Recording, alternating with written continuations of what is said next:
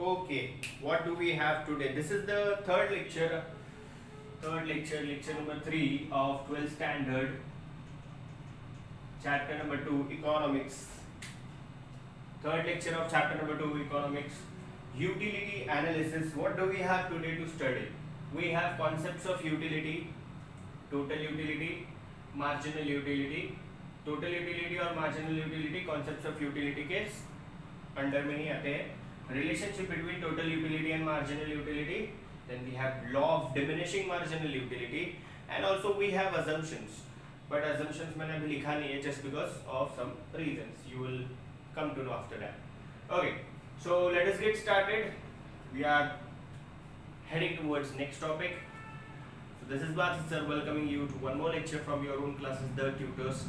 I hope you people are doing absolutely fine. Let us get started.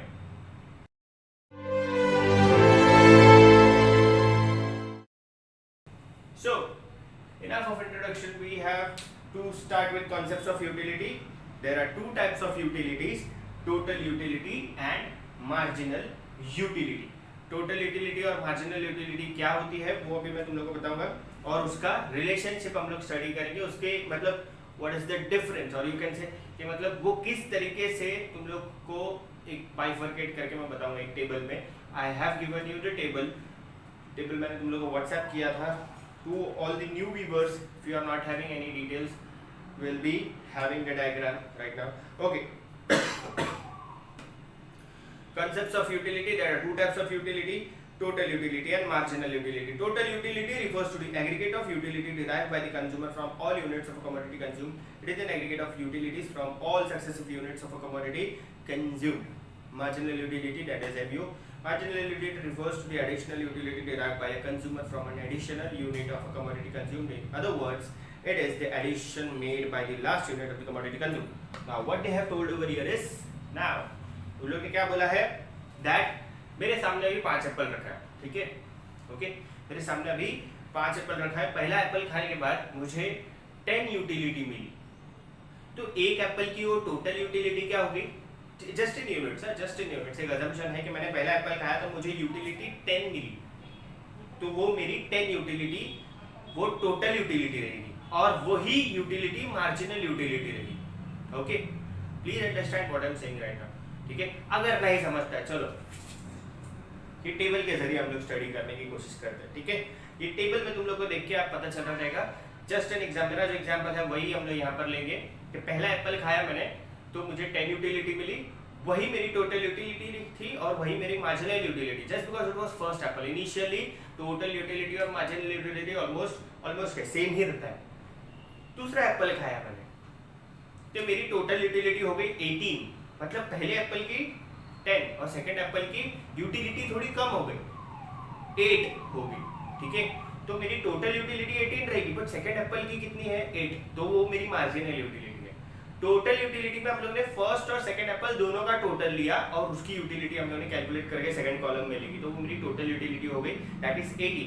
But second में हमारी utility थोड़ी कम हो गई थी, तो what is my total marginal utility? It is 8. वो हम लोग सिर्फ सेकंड एप्पल का लेंगे. थर्ड में मेरा यूटिलिटी जो था वो 6 हो गई, ठीक है. थर्ड एप्पल खाने के बाद मेरी यूटिलिटी 6 हो गई. So what is my total utility right now? It is 24. 10 of the first apple, 8 of the second and 6 of the third. 10 plus 8 plus 6 give me 18. But third apple की utility कितनी थी? 6. सिर्फ 6 utility मिली मुझे, तो वो मेरी marginal utility हो जाएगी, ठीक है. Here we have covered total utility, here we have covered marginal utility, and simultaneously we have covered the relationship between total utility and marginal utility. Total utility में हम लोग start to end हर एक aspect, हर एक particular चीज को हम लोग count करके उसका टोटल लेते हैं. वेरएस मार्जिनल यूटिलिटी में हम लोग क्या करते हैं, जस्ट समझो जो एप्पल खा रहे हैं उसी का यूटिलिटी हम लोग कैलकुलेट करके लिखते हैं, ठीक है. टोटल यूटिलिटी में हम लोग स्टार्ट टू एंड सबका टोटल लेंगे. मार्जिनल यूटिलिटी में we don't do that, we take the you can say मतलब एक एक एप्पल की हम लोग यूटिलिटी जैसे जैसे वो कम होती जाती है वैसे वैसे लिखते जाते हैं, ठीक है.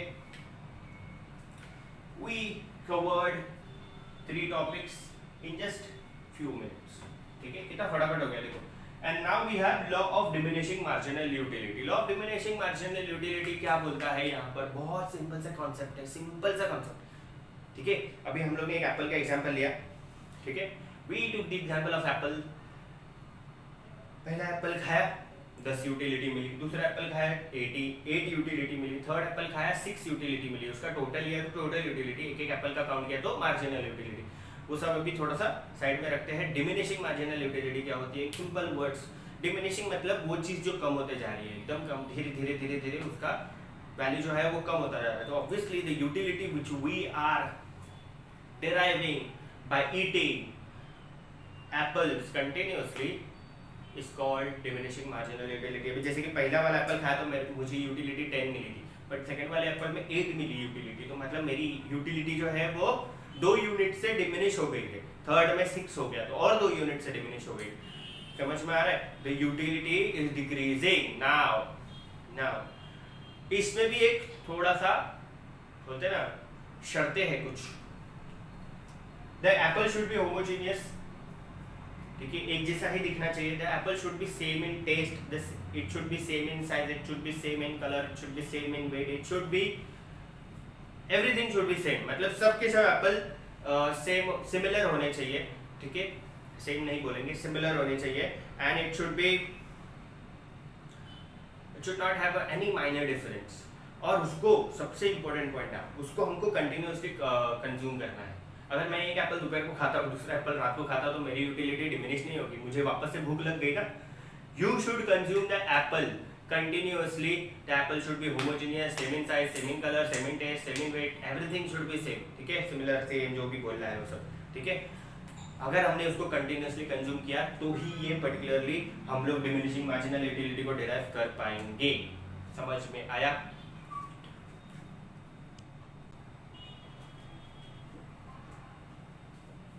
Okay, now assumptions of diminishing marginal utility. First point is rationality. Consumer is assumed to be rational person. It means that his behavior is normal and he tries to maximize his satisfaction. ठीक है, consumer एक rational person होना चाहिए, जो सेन होना चाहिए, जिसको थोड़ी सी अक्ल होनी चाहिए, जो पागल नहीं होना चाहिए, इनसेन नहीं होना चाहिए, and he should try to satisfy his wants.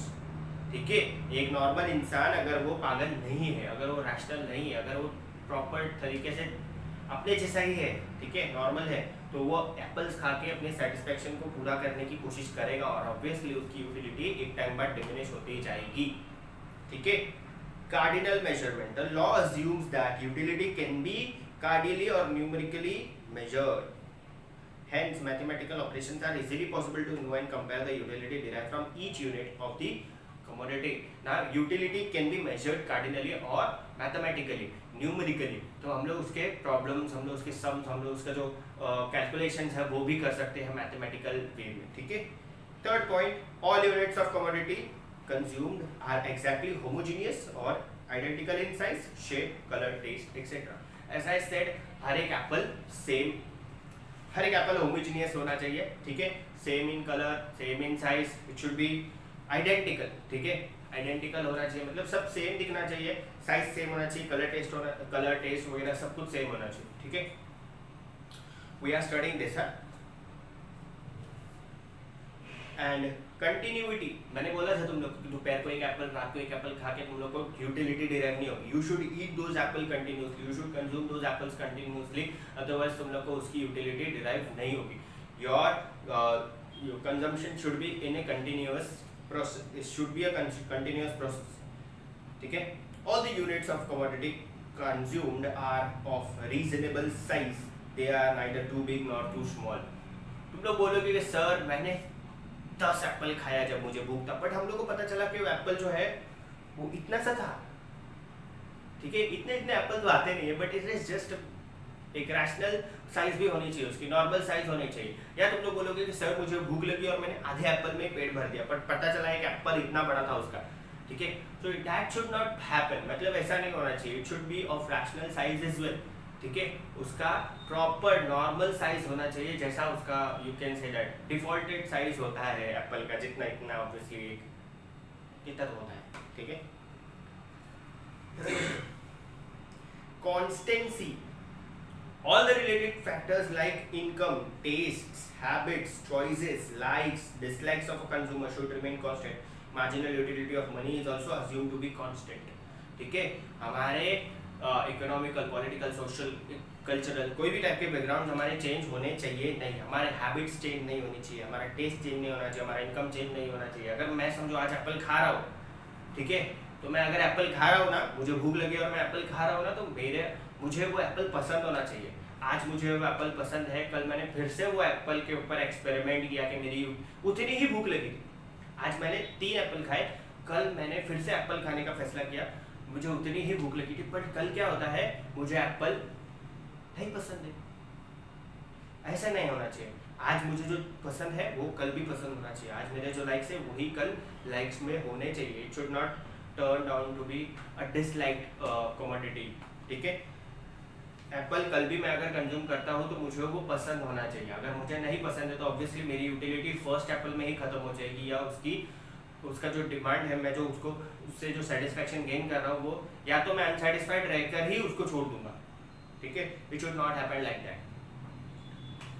Divisibility. The law assumes that the commodity consumed by the consumer is divisible so that it can be acquired in small quantities as well. अगर समझो in case मुझे भूख लगी है but मैं 2 Apple खाया, तीसरा Apple आधा खा के छोड़ दिया मैंने, ठीक है, तो हो सकता है कि 2.5 एक यूनिट्स में अगर हम लोग कैलकुलेट कर 2.5 मुझे यूटिलिटी मिली, बट मैंने उसको कैसे कैलकुलेट किया कि 2.5 था, 2.75 क्यों नहीं था, वो 2.40 क्यों नहीं था, क्योंकि मैंने वो सिमिलर साइज के, सिमिलर टेस्ट के, सिमिलर कलर के एप्पल्स लिए थे और उसको 4 इक्वल पार्ट्स में बांटा था। तो मैंने पहले का 4 पार्ट तो खा गया, सेकंड का भी 4 पार्ट खा गया, थर्ड का सिर्फ 2 ही पार्ट खाया मैंने, तो ऑब्वियसली 2.5 हुआ ना। तो इट शुड बी डिविजिबल। जो भी कमोडिटी हम लोग कंज्यूम कर रहे हैं वो प्रॉपर्ली डिविजिबल होनी चाहिए, just because to acquire the proper appropriate knowledge of diminishing marginal utility.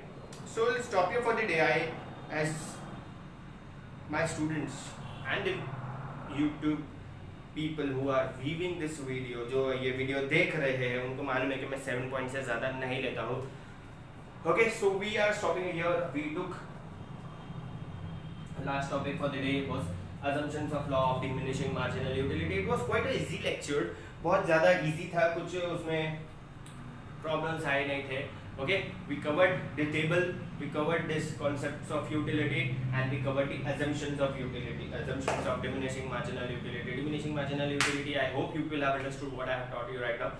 Okay, now her lecture के बाद एक ज्ञान देने की आदत पड़ गई, अभी तो कुछ तो बताना पड़ेगा, ठीक है। So I want you people to know something about monsoon season, ठीक है। Now हमारे इंडिया में बारिश जो आती है वो 1 जून को केरला में आती है और उसके बाद 11 जून को मुंबई में इट अराइव्स, ठीक है। It takes 11 days approximately 14 kilometres per hour की स्पीड से between 7 to 14 kilometres per hour की स्पीड से वो क्लाउड्स ट्रैवल करते हैं towards the northern side of our mainland India, ठीक है। तो what happens over here is कि ये जो क्लाउड्स है ये बहुत ज़्यादा फास्ट अट्रैक्ट हो गया है just because of the cyclone which has affected in the eastern parts of our country. You know, Amphan जो आया था उसमें more than 5,000 पेड़ गिर चुके हैं, लगभग 100 लोगों की मौत हो चुकी है और it has affected 2 main states of India, Orissa and West Bengal. West Bengal में कोलकाता जो है एक मेट्रोपॉलिटन सिटी है, 4 मेट्रोपॉलिटन सिटी उसमें से एक मेट्रोपॉलिटन सिटी जो है वो कोलकाता है, उसको बहुत ज़्यादा इफेक्ट पड़ा है। So please pray for Kolkata, please pray for everything which has जो लोगों को अफेक्ट पड़ा है उस चीज़ से। कल एक प्लेन क्रैश हो गया पाकिस्तान में, तो वो भी एक बहुत बड़ा इशू, मतलब उन लोगों के लिए भी प्रे करो। जितने भी लोग कोरोना से अफेक्टेड है उन लोग के लिए प्रे करो। May this rainy season, rainfall bring happiness to each and every person, each and every animal, each and every tree, each and every non-living thing, each and every part of the land, the air, the sky, each and everything in which we are living in, it brings happiness and prosperity, ठीक है। कोशिश करो कि तुम लोग positivity spread करो और ना कि तुम लोग नेगेटिविटी स्प्रेड करो। अपने आजू बाजू के लोगों को खुश रखने की कोशिश करो, और बारिश का सीजन जो आ रहा है उसका वेट करो. If you want I can give you live updates of the clouds. For now when you are hearing this lecture I will tell you कि केरला से लगभग 350 किलोमीटर्स दूर है हमारे मानसून के क्लाउड्स. मतलब it is almost close to Kerala, और वो कुछ 4 दिनों में आ सकता है. ठीक है, 3 से 4 दिनों में it can give its onset in Kerala. Okay, so इस बार मानसून भी जल्दी है. 28 मई को केरला में आएगा और समवेयर अराउंड 8 जून को मुंबई में आ सकता है. And it is quite a good news. The rainfall is going to be intense, but हो सकता है इससे पॉजिटिव चीज़ भी निकल के आ रही है कि अगर बारिश फास्ट हो रही है तो लोग जो बाहर आज निकल रहे हैं, जो लॉकडाउन में भी बाहर निकल रहे हैं, उन लोग शायद बाहर ना निकले just because of the rain and the stay at home. सब लोग मजबूर हो जाए घर में रहने के लिए just because of rain. Corona तो दिख नहीं रहा है, पर बारिश तो दिख रही है, और दिखती हुई बारिश शायद हम लोगों को घर में बिठाने पे मजबूर कर दे, और हम लोग इस कोरोना से शायद बच जाए और बाहर निकल जाए, और हमारी क्लासेस फिर से चालू हो जाए. ये यूट्यूब लेक्चर्स मैं कभी बंद करने वाला नहीं हूँ, चाहे कुछ भी हो जाए. हम लोग अगर क्लास में भी लेक्चर लेते हैं then too will record our lectures in that particular class as well. So I know you people are missing me and my lectures and other teachers lectures of our classes. So please pray for everything. And बहुत bore हो रहा है, पता है, बाहर जाने की ज़रूरत नहीं, just because it is quite hot outside, somewhere around 37 degrees. You know, the hottest place yesterday in India was in Udaipur. Udaipur था, और महाराष्ट्र में Akola. It accounted for 47 degrees temperature. 47 degrees, almost half of the boiling point. बहुत ज़्यादा temperature होता है. तो घर पे रहो प्लीज़, काले मत हो, डी10 हो गई हो घर पे बैठे बैठे, तो घर पे ही रहो ना. धूप में निकलने की क्या जरूरत है, शाम को भी मत करो. ठीक है. So I'm winding up my lecture over here. I hope people are doing absolutely fine. तुम लोग अगर ये लेक्चर समझ में आया तो प्लीज़ इसको लाइक शेयर एंड सब्सक्राइब करो. अपने फ्रेंड्स को भी ये लेक्चर भेजो, और इस पर्टिकुलर फैमिली, इस पर्टिकुलर यूट्यूब सब्सक्राइबर्स की लिस्ट को बढ़ाओ. We need numbers, we need more and more subscribers so that we can make our class, make this particular channel a huge one. ठीक है, it will get huge one day, I know, but तुम्हारे support के बिना ये नहीं हो सकता. तो प्लीज़ इसको सब्सक्राइब करो, और अपने फ्रेंड्स को भी फॉलो करने के लिए, अगर तुम लोग ने नहीं किया तो तुम लोग भी खुद कर दो, लाइक कर दो, कमेंट करना है, कुछ क्वेश्चन पूछना है तो कमेंट्स में पूछ सकते हो तुम लोग. ठीक है. So I am winding up my lecture over here. Thank you so much. This was Badshah sir to you signing out.